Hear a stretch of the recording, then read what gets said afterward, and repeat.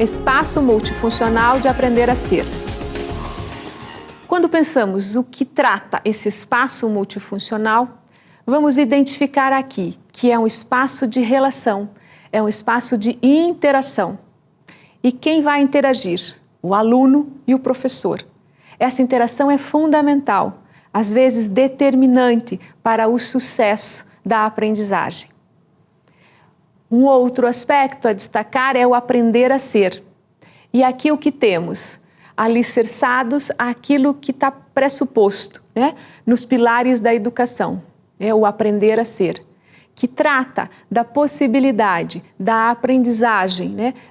Desabrochar da aprendizagem, possibilitar a emergência do ser, naquilo que é da ordem da essência do ser, a sua humanidade. Assim, então, temos, né, a possibilidade, no espaço funcional de interação entre professor e aluno, a emergência do ser humano, desse ser humano capaz de se apropriar pela sua aprendizagem, de se apropriar do conhecimento, de poder estabelecer aí, de uma forma ativa, né, de uma forma autônoma, a inter-relação entre os conhecimentos prévios e os conhecimentos adquiridos. Fazer esta inter-relação, né? Isso é aprender a ser. Né? Aprender a ser é se responsabilizar-se pela sua aprendizagem, é a responsividade, né? Ser responsável por si mesmo, né? Mas ser responsável por si mesmo na consideração de um ambiente, na consideração de um espaço, na consideração das interações que se estabelecem nesse espaço. Então é disso que se trata quando falamos de uma sala de recursos multifuncional, que vai agregar esse espaço multifuncional, esse espaço de interação e que vai possibilitar, né, o desenvolvimento de um dos eixos, né, de um dos pilares da educação, que é o aprender a ser.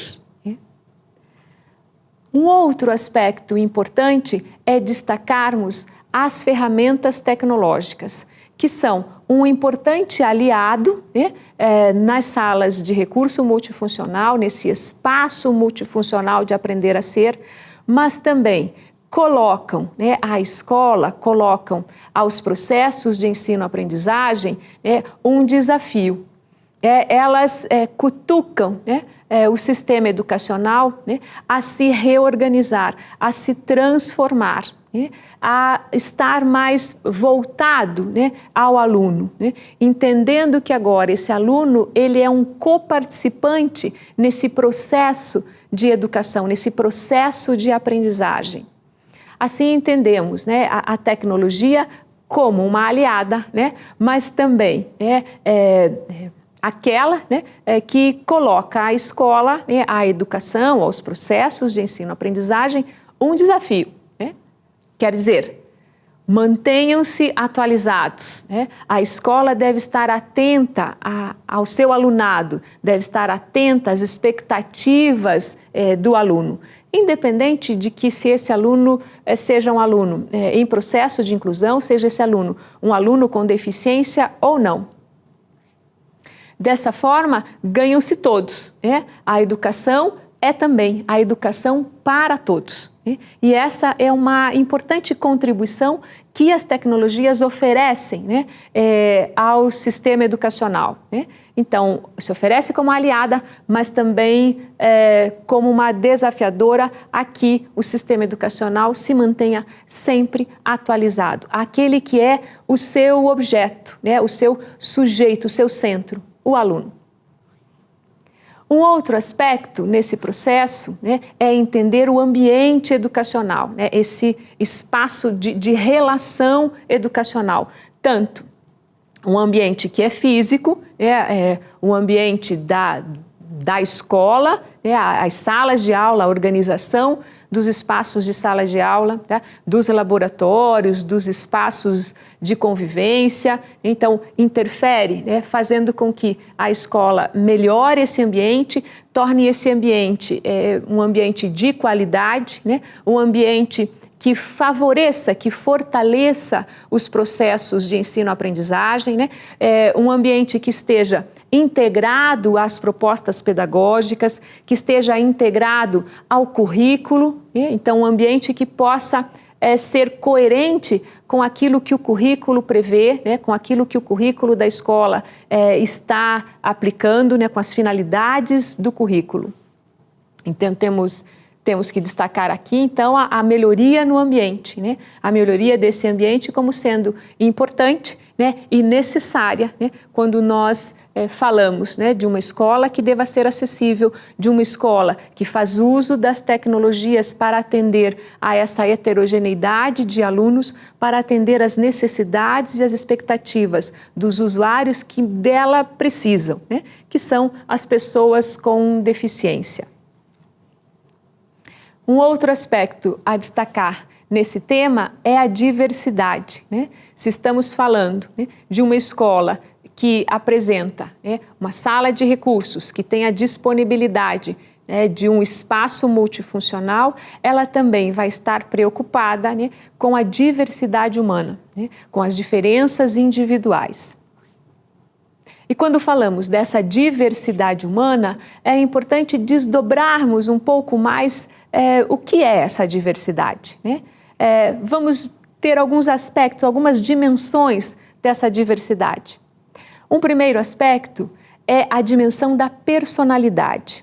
Quando falamos desse aspecto da diversidade, mais especificamente falamos da pessoa em si, dos seus aspectos individuais, dos seus aspectos psíquicos, dos seus aspectos subjetivos, né? Eles compõem essa diversidade humana, né? E são os aspectos mais difíceis de serem medidos, de serem observados, pois são aspectos inconscientes. Uma outra dimensão da diversidade humana é a dimensão interna. Aqui falamos, né, de uma ordem de dimensão que remete ao sexo, a feminino, masculino, remete a uma faixa etária, remete a uma condição de linguagem, a um domínio de linguagem, remete a uma cultura, a uma etnia, remete a uma religião, a uma religiosidade, a possibilidade, né, de se ter uma religião identificada. Um outro aspecto da diversidade é destacar a dimensão externa.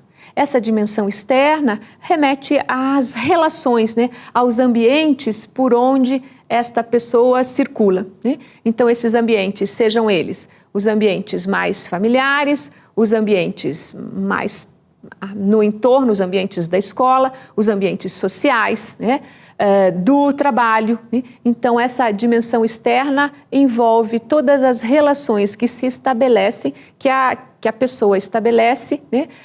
Com diferentes níveis de ambientes, né? Mais próximos do seu entorno, que são os ambientes familiares, né? Até o ambiente social propriamente dito, né? A cidade onde vive, né? Essa organização social, política, cultural, né, dos diferentes estados, continentes, países, então essa organização dessa dimensão externa.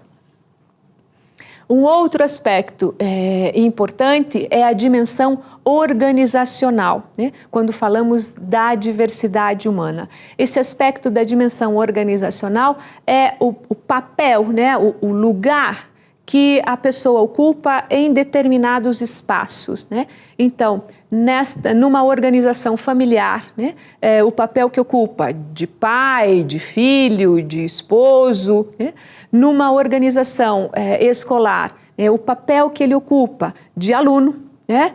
O papel que ele ocupa de professor, né? Num espaço organizacional mais amplo, que ele ocupa no trabalho, né? Se uma relação de chefia, uma relação de funcionários de equipe, né? Então essa dimensão organizacional remete aos papéis e funções que o sujeito ocupa nos diferentes ambientes por onde ele circula. Temos aqui então essas dimensões que explicam, né, essa diversidade humana, o que entendemos pela diversidade humana. Vamos agora assistir a um vídeo e prestem atenção porque ele é bem interessante, pois apresenta um recurso importante de tecnologia de informação, a audiodescrição. Crianças brincam de corrida. Uma delas possui deficiência física. Amigos admiram o pôr do sol. Um deles possui deficiência visual. Atletas durante aula de natação. Um deles possui deficiência intelectual. Sem a descrição, você poderia pensar que são pessoas como você, certo?